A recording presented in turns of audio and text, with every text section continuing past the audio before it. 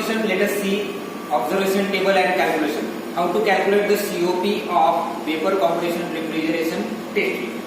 So first of all, we have to take the pressure reading.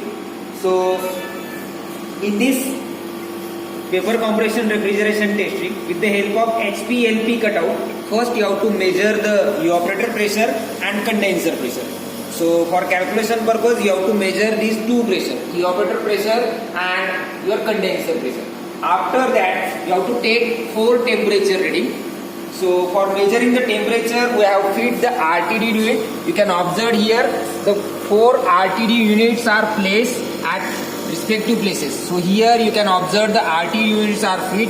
So these 2 RTD units measure the temperature of evaporator inlet and evaporator outlet. Then on other side, you can observe on this side there are 2 RTD units are fit. These RTD units measure the temperature of condenser inlet and condenser outlet. So for measuring the pressure, you can use the HPLC cutout, and for measuring the temperature, a temperature indicator is present. So with the help of temperature indicator, you can easily calculate the temperature. So this is your first one is this temperature is your evaporator inlet temperature. Then on second, you can observe the evaporator outlet temperature, that is 13.1 degrees Celsius.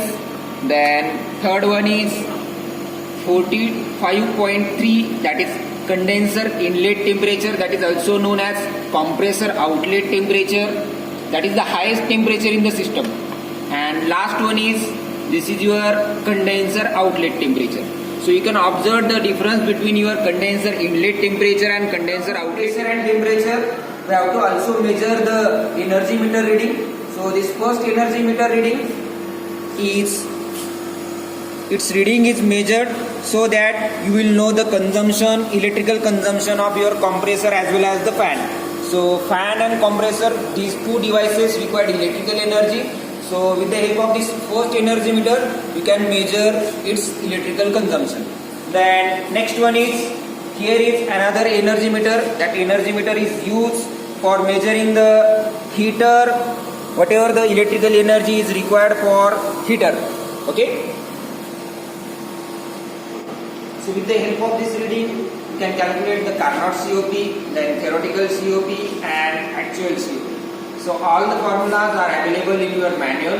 So with the help of that calculation part, you can easily calculate Carnot COP, then theoretical COP, and last one is actual COP.